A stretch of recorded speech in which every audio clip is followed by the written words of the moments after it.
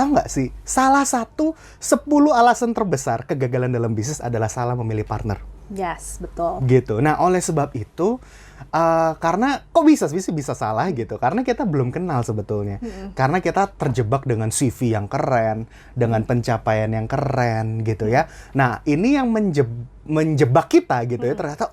Ternyata nggak sekeren aslinya gitu. Oh, ternyata performanya nggak segitu. Oh, ternyata omong doang. Itu banyak sekali di dunia bisnis gitu kan. Dunia penuh tipu-tipu nih gitu ya. Yes, Nah, betul. jadi makanya kita perlu nih melalui pendekatan-pendekatan ini bisa jadi lebih cepat untuk jangan sampai meminimalisir resiko lah minimal ya. Saya nggak bilang ini 100% akurat ya. Cuman minimal kita bisa menemukan pattern atau pola perilakunya seperti apa. Smart Business.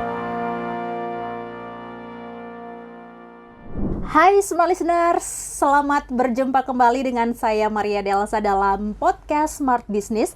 Dan di episode kali ini saya bersama dengan Mas Harmony Ezra yang biasanya kita dengarkan siarannya setiap hari Selasa jam 8 malam. Tapi hari ini khusus saya datangkan untuk kita berbincang mengenai bisnis, menganalisa orang lain. Nah, Mas Harmony ini siapa sih? Mas Harmony ini adalah founder dari Personix ID. Hai Mas Harmony. Halo, Apa kabar? Maria. Baik dong, sehat gimana Maria? Ya, sehat juga. Seger ya di tahun yang baru ini. Iya. Memulai segalanya dengan semangat dan juga optimisme.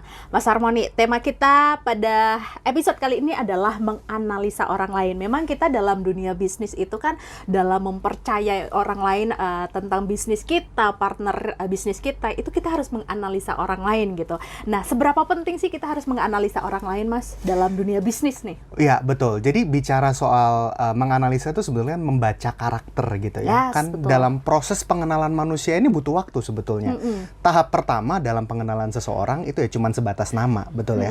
Ya cuman saya tahu, oh Maria. Tapi saya nggak tahu kebiasaannya seperti apa. Maria suka makan apa. Dan kalau lagi marah seperti apa. Dan ketika tertekan responnya seperti apa. Respon-respon itu yang kita nggak bisa kenali dengan hanya sebatas kenalan saja.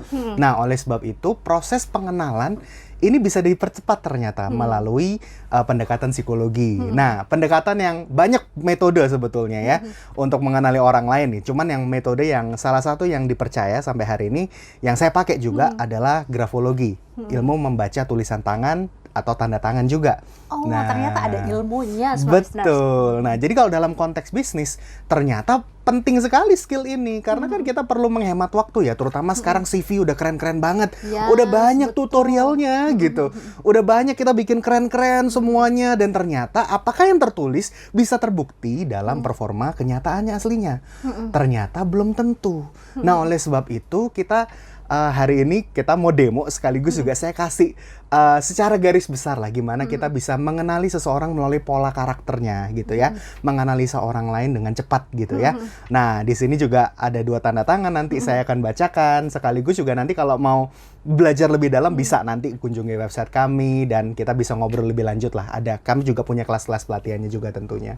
Oke, Mas Harmony, sebenarnya untungnya apa sih buat para pebisnis nih untuk bisa menganalisa partner bisnisnya? Iya, tentu. Karena ternyata gini loh, tahu nggak sih, salah satu 10 alasan terbesar kegagalan dalam bisnis adalah salah memilih partner. Yes, betul. Gitu. Nah, oleh sebab itu, karena kok bisa salah gitu? Karena kita belum kenal sebetulnya.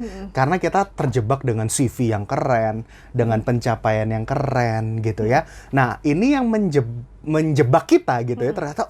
Ternyata nggak sekeren aslinya gitu. Oh, ternyata performanya nggak segitu. Oh, ternyata omong doang. Itu banyak sekali di dunia bisnis gitu kan. Dunia penuh tipu-tipu nih gitu ya. Yes, Nah, betul. jadi makanya kita perlu nih melalui pendekatan-pendekatan ini bisa jadi lebih cepat untuk jangan sampai meminimalisir resiko lah minimal ya. Saya nggak bilang ini 100% akurat ya. Cuman minimal kita bisa menemukan pattern atau pola perilakunya seperti apa. Nah, tadi Mas Harmony udah mention bahwa bisa menemukan, menganalisa ini dengan pola yang cepat. Secepat apa sih, Mas? Gitu. Baik, nanti Dan ini dengan metode yang seperti apa? Apakah dengan cara eye contact aja udah bisa menganalisa, oh ini orangnya kayaknya suka bohong nih? Wah, ini pertanyaan yang sebetulnya banyak disampaikan, terutama orang ini suka bohong atau tidak. Ini susah. Ini ilmu, karena itu bicara hati nurani ya gitu. Dan yang mengetahui hati itu sangat Iya, sangat personal antara dia dan Tuhan aja. Tapi kalau bicara soal pola perilaku, kita bisa petakan. Nah, jadi pola ini apa sih? Pola itu kan sebuah pattern atau kebiasaan yang kita bisa prediksi sebetulnya. Kayak misalkan habis ada angka 2, 4, 6, 8, angka berikutnya kita bisa prediksi 10, 12 dan berikutnya.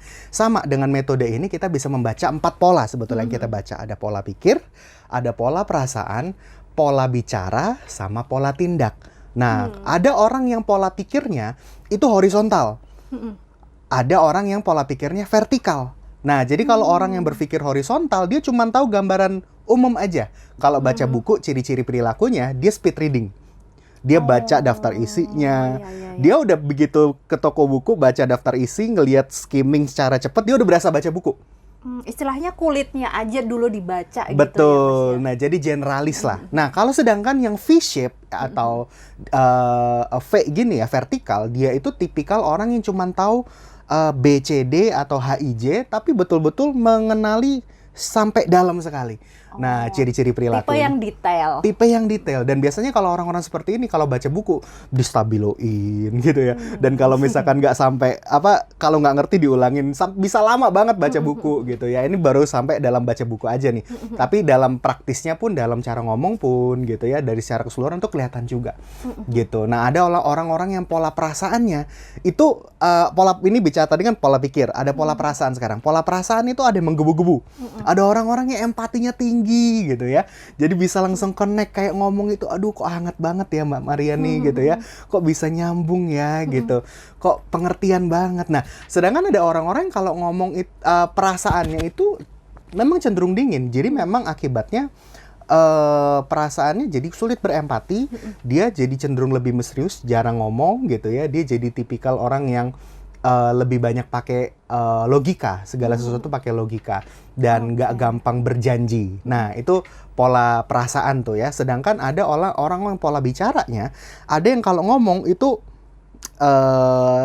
nggak terstruktur tapi banyak gitu ya. Dia bisa langsung konekin banyak hal, ngomong apa aja bisa gitu ya. Memang dari kecil memang gampang connect dan suka ngomong gitu ya. Emang supel ya Emang orangnya. supel orangnya. Nah, tapi dibedakan ya, orang suka ngomong dengan pandai berbicara itu dua hal yang berbeda gitu. Jadi kalau misalkan orang yang suka ngomong, kadang-kadang dia bisa loncat-loncat poinnya dari A B C loncat ke H I J langsung ke Z menutupi B C D, bisa tuh menekankan yang Y gitu tuh bisa. Sedangkan ada orang-orang yang pola bicaranya dia itu terstruktur sekali, harus point to point, dari A, B gitu ya, dari B ke C. Nah, sangat berhati-hati, terstruktur. Nah, ada juga yang terakhir adalah pola tindak. Nah, pola tindak ini bicara soal pola keputusan, gitu. Nah, ada orang-orang yang kalau ngambil keputusan itu cepet banget gitu ya.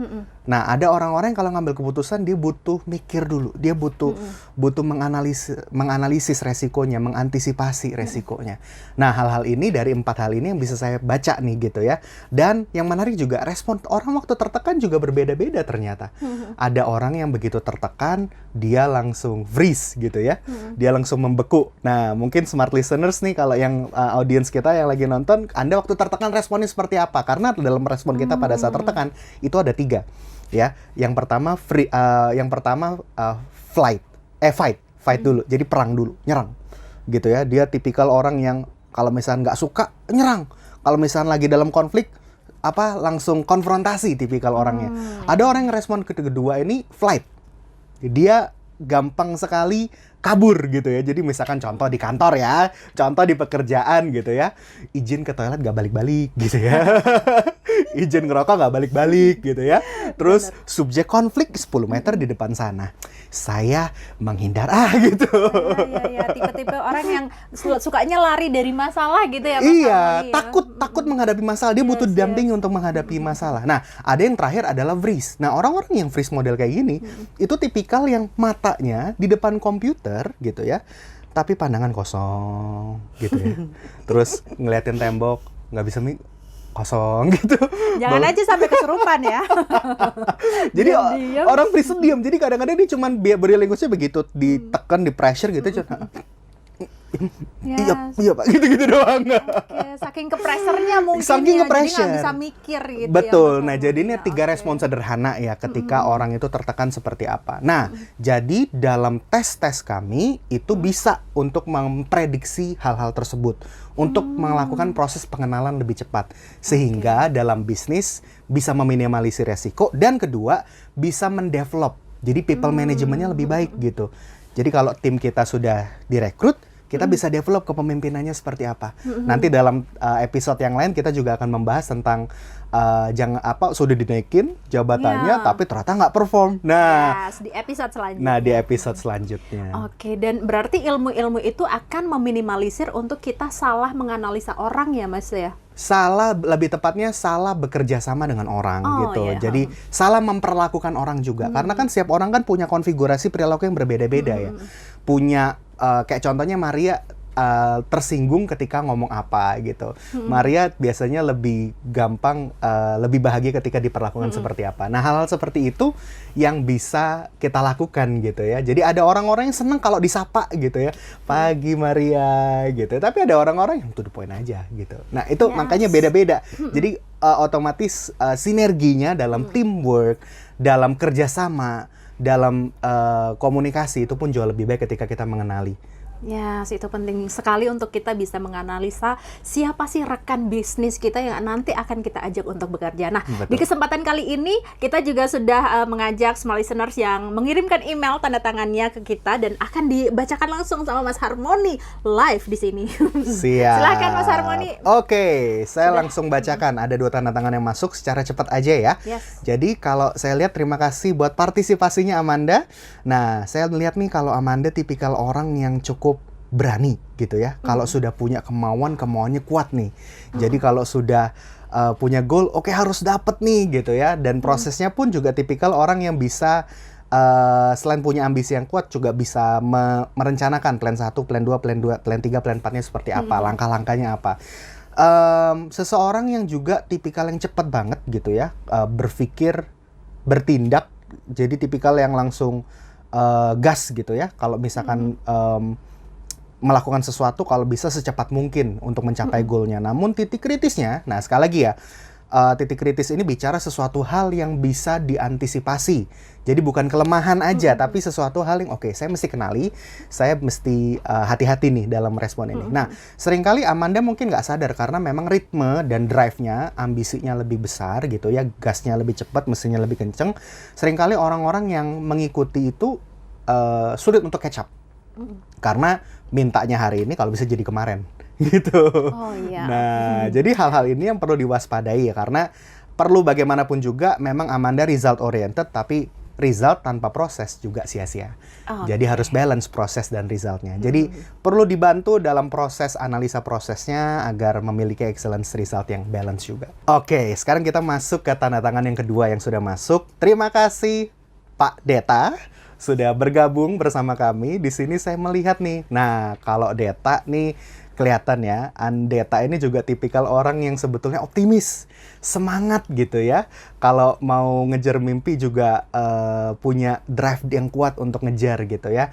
Seseorang yang juga tipikal yang kelihatan bisa petualang ya, suka bisa punya mimpi ini, pengen itu gitu. Nah, ini menarik juga, tapi ada sisi ambivertnya juga. Ada sisi ambivert tuh maksudnya apa sih? Ada kombinasi antara extrovert dan introvert gitu. Jadi ada sisi-sisi juga butuh sendirinya, merenung gitu juga ada gitu ya.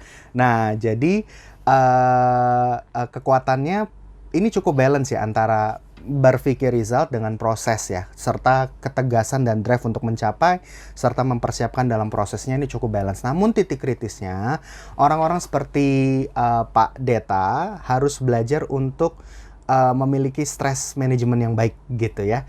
Nah, biasanya hati-hati dengan asumsi-asumsi, jangan-jangan terus jadi kejebak dengan overthinking. Ini bisa menghambat Anda untuk bisa sulit tidur, komunikasinya jadi nggak enak gitu ya. Kenapa tuh Pak Deta ya? Iya. Overthinking mulu. Jadi terus bisa jadi nggak enak, ngomongnya bisa tajam kadang gitu kalau misalkan pas lagi emosinya nggak stabil gitu. Jadi itu yang perlu diantisipasi. Mungkin banyak curhat, banyak ngobrol ngobrol gitu ya, supaya mengkonfirm obatnya overthinking dan asumsi itu adalah mengkonfirmasi. Gitu. Kayaknya Pak Deta ini harus langsung konsul ke Mas Harmoni nih. Boleh, ya, monggo. di Personix.id. Ngomong-ngomong nih Mas Harmoni, kan untuk bisa menganalisa orang-orang dan sebagainya, kan Mas Harmoni juga punya tadi mendirikan Personix.id. Nah, itu seperti apa sih pekerjaan Mas Harmoni dengan tim? Oh iya, tentu. Bisa. Justru ini passion kami di sini ya. Sebetulnya kami senang sekali membantu para founders, business owner, serta leaders, aspiring leaders gitu ya. Bahkan kita juga membantu banyak anak-anak muda juga jangan sampai salah jurusan gitu. Yang paling penting adalah proses pengenalan diri gitu. Karena saya percaya setiap orang tuh punya talentanya. Setiap orang tuh punya kelebihannya masing-masing. Cuman kita belum kenal kadang. Kita seringkali berusaha menjadi orang lain. Kita seringkali terinspirasi A, terinspirasi B, kita mencoba meniru orang lain yang akibatnya kita menjadi orang lain, bukan menjadi diri kita dengan talenta-talenta yang Tuhan kasih buat diri kita. Nah, oleh sebab itu makanya Personix.id ini membantu perusahaan serta orang untuk melakukan proses pengenalan diri. Ya, jadi people analytics ya. Jadi kalau mau kunjungin, mau kenal dengan kami, mau ngobrol, ayo kita bisa ngobrol, diskusi, bicara, dikunjungi website kami di personix.id gitu ya. Nah itu bisa nanti mungkin di caption ya, di bawahnya ditulis juga website saya. Nanti di situ bisa kontak kami, kita akan bisa ngobrol. Yes, oke. Nah, untuk konklusi tema kita pada siang hari ini, mungkin ada tips buat smart listeners supaya bisa menganalisa partner bisnisnya dengan tepat seperti apa, Mas? Waduh, ini untuk closing statement, penjelasan cara baca orang nih. Yes. Ini kalau secara singkat mungkin adik kita punya kelasnya, tapi cara secara gampangnya mungkin kenalilah melalui tanyalah, lakukan background check, tanyalah orang-orang terdekatnya dia. Tanyalah orang-orang yang mungkin pernah bekerja dengan dia. Nah, jadi misalkan kita telepon dia, respon dia seperti apa. Orang-orang dengan cara seperti itu nggak perlu belajar psikologi. Kita tinggal nanya orangnya dia seperti apa sih, pencapaian dia seperti apa sih, kalau dia waktu tertekan seperti apa sih gitu. Dan titik kritisnya yang harus diwaspadai apakah dia mudah stres atau tidak. Nah, hal-hal tersebut kita bisa kenali melalui proses background check. Kita tanya rekan kerja yang bekerja sebelumnya, atau atasannya, atau keluarganya gitu ya, yang kita bisa kenal dia lebih dalam gitu sih. Oke, sekian Smart Listeners, podcast Smart Business episode kali ini. Terima kasih Mas Harmoni sudah memberikan insight positif yang baik sekali untuk kita, dan kita akan berjumpa kembali dalam podcast Smart Business di episode selanjutnya. Sampai berjumpa.